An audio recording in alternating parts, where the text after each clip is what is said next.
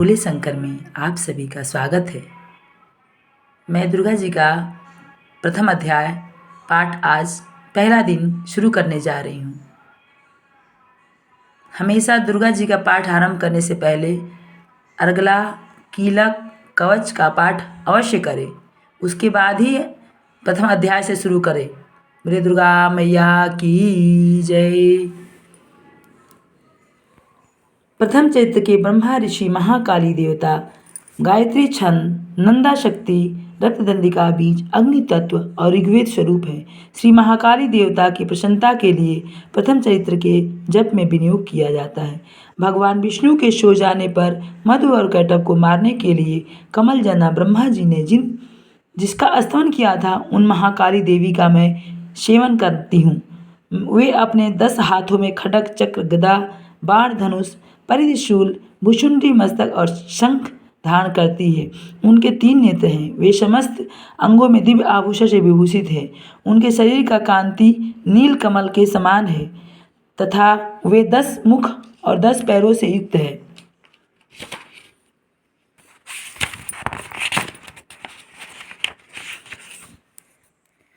मार्कंडेय जी बोले, सूर्य के पुत्र श्रावणी जो आठवें मनु कहे जाते हैं, उनकी उत्पत्ति की कथा विस्तार पूर्वक कहता हूँ, सुनो। सूर्य कुमार महाभाग श्रावणी भगवती महामाया के अनुग्रह से जिस प्रकार मनवंतर के स्वामी हुए, वही प्रसंग सुनाता हूँ। पूर्व काल की बात है।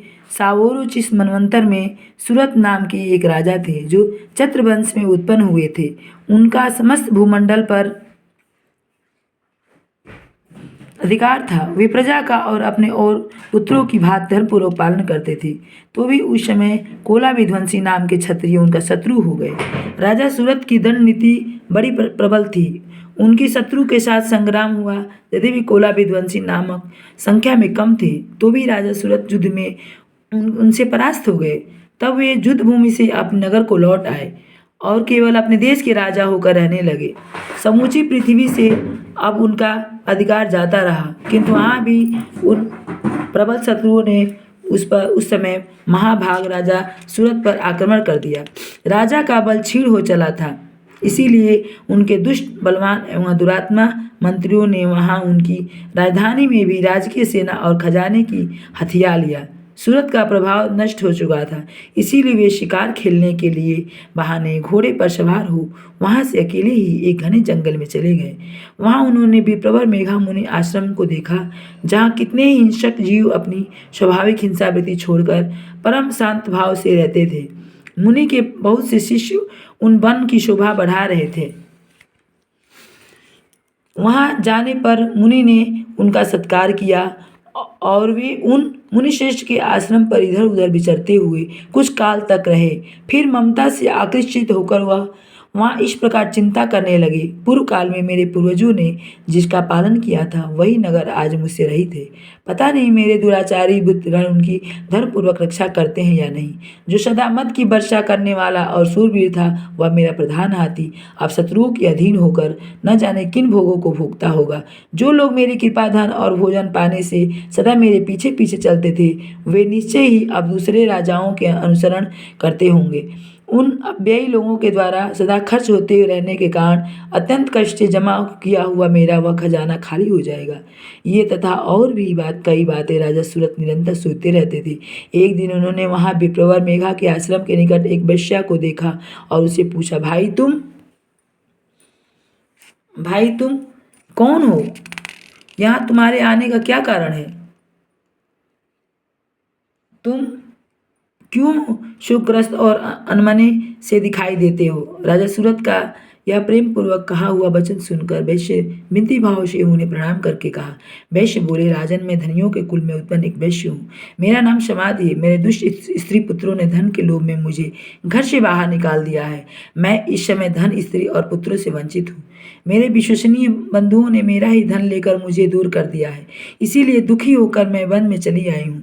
यहाँ आकर मैं इस बात को नहीं जानता कि मेरे पुत्रों की स्त्री और स्वजनों की कुशल है या नहीं। इस समय घर में वे कुशल से रहते हैं अथवा कोई उन्हें कष्ट है।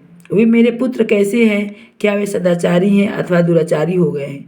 राजा ने पूछा, जिन लोभी स्त्री पुत्र आदि ने धन के कारण तुम्हें घर से निकाल दिया, उन प्रति तुम्हारे चित्त में इतना स्नेह का बंधन क्यों है? वैश्य बोले, आप मेरे विषय में इतनी बातें कहते हैं, वह सब ठीक है, किंतु क्या करूं? मेरा मन निष्ठुरता नहीं धारण करता। जिन्होंने धन के लोभ में पड़कर पिता के प्रति स्नेह, पति के प्रति प्रेम तथा आत्मीजन के प्रति अनुराग को तिलांजलि दे मुझे घर से निकाल दिया है, उन्हीं के प्रति मेरे हृदय में इतना स्नेह है। महात्मने, गुणहीन बंधुओं के प्रति जो भी मेरा चित्त इस प्रकार प्रेम मग्न हो रहा है, यह क्या है? इस बात को मैं जानकर भी नहीं जान पाता। उनके लिए मैं लंबी सांसें ले रहा हूँ और मेरा हृदय अत्यंत दुखित हो रहा है। इन लोगों ने प्रेम का सर्वथा अभाव है, तो भी उनके प्रति जो मेरा मन निष्ठुर नहीं हो पाता, इनके लिए क्या करूं? मार्कंडेय जी कहते हैं, ब्राह्मण तदंतर सेवाओं राजाओं में श्रेष्ठ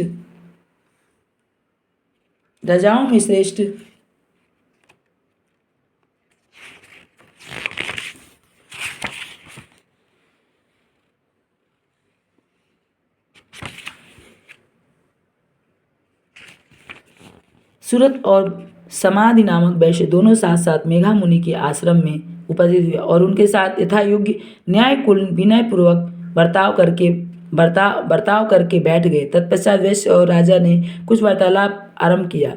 राजा ने कहा, भगवान, मैं आपसे एक बात पूछना चाहता हूँ, उसे बताइए। मेरा चित्त अपने अधीन न होने के कारण यह बात मेरे मन को बहुत दुखी देता है। जो राज्य मेरे हाथ से चला गया है, उसमें और उसके संपूर्ण अंगों में मेरी ममता बनी हुई है। मुनिश्रेष्ठ, यह जानते हुए भी कि वह अब मेरा नहीं है, अज्ञानी की बात मुझे उनके लिए दुख होता है। यह क्या है? इधर वह वैश्य भी घर से अपमानित होकर वहां आया।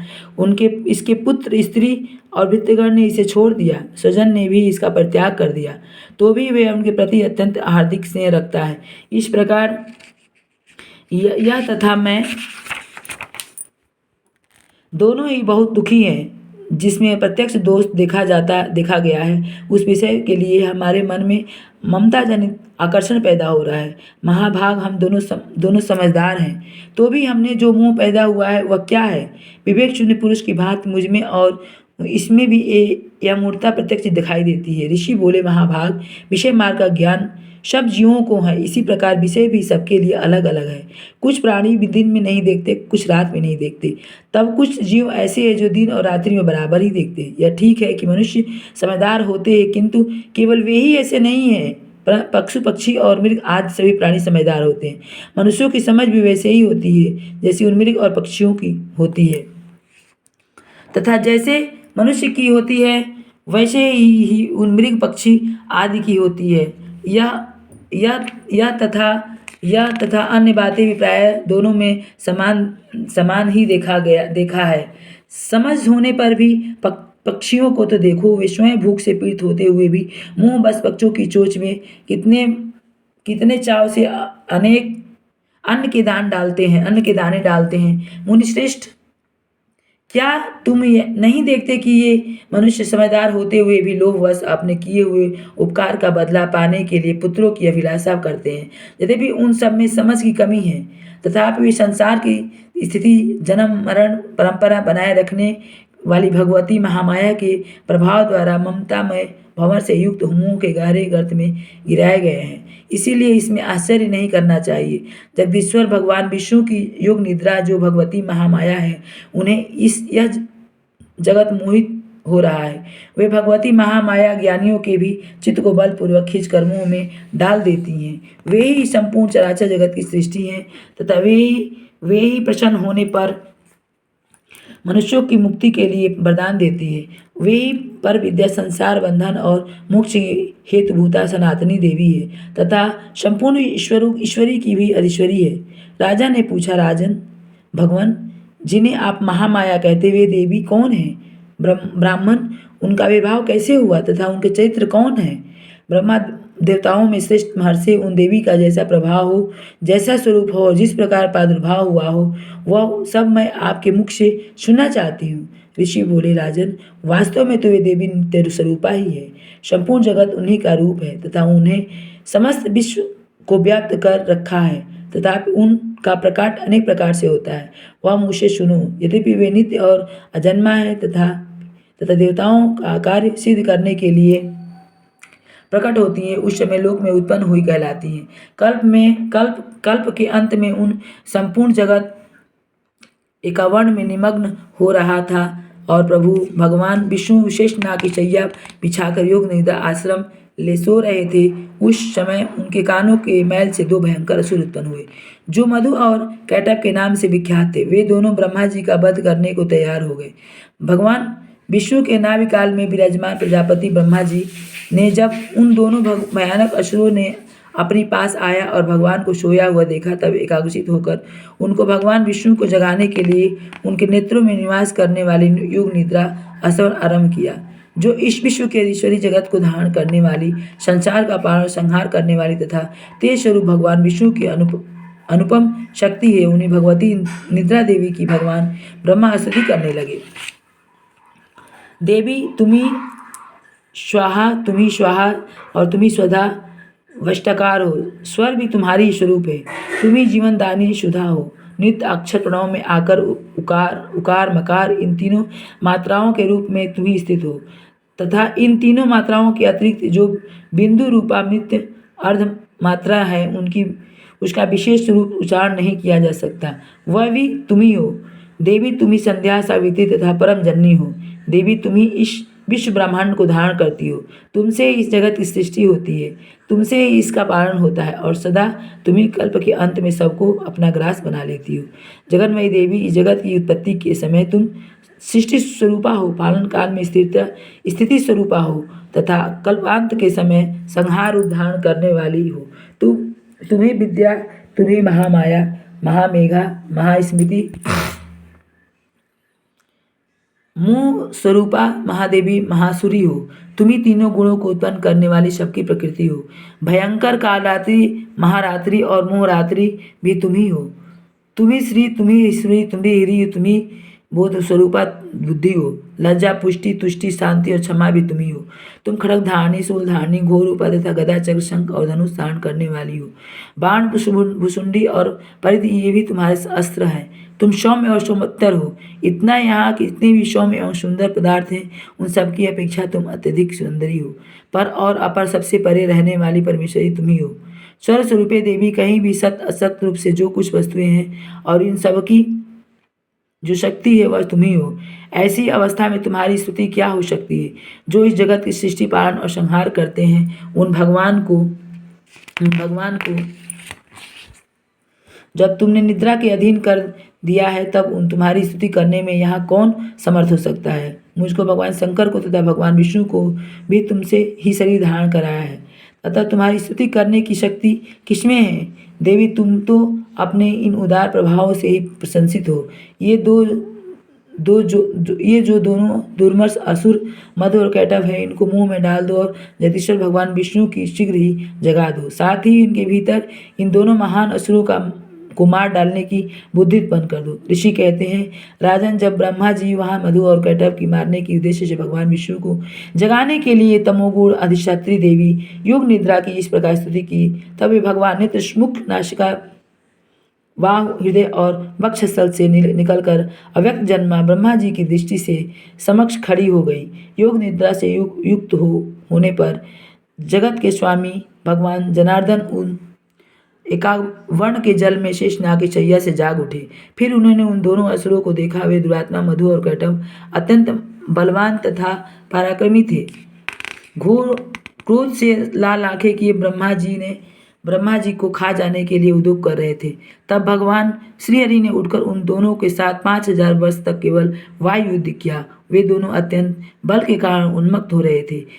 इधर महामाया ने भी उन्होंने मुंह में डाल दिया था। इसीलिए वे भगवान विष्णु से कहने लगे, हम तुम्हारी वीरता से संतुष्ट हैं, तुम हम लोगों से कोई वर मांगो। श्री श्री भगवान बोले, यदि तुम दोनों मुझसे प्रसन्न हो तो अब मेरे हाथों से मारे जाओ।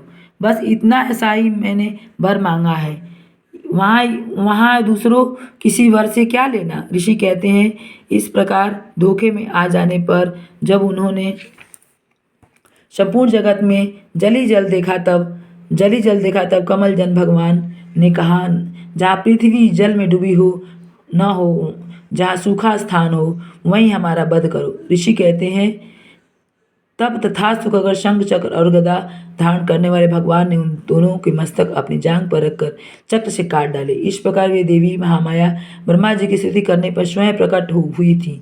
अब पुनः तुमसे उनका प्रभाव का वर्णन करता हुआ हूँ, सुनो। इस प्रकार से मार्कंडेय पुराण में सर्वाणिक मनवंतर की कथा के अंतर्गत देवी महात्म्य में मधुकैटभ वध नामक पहला अध्याय पूरा हुआ। बोले दुर्गा मैया की जय। जय माता रानी।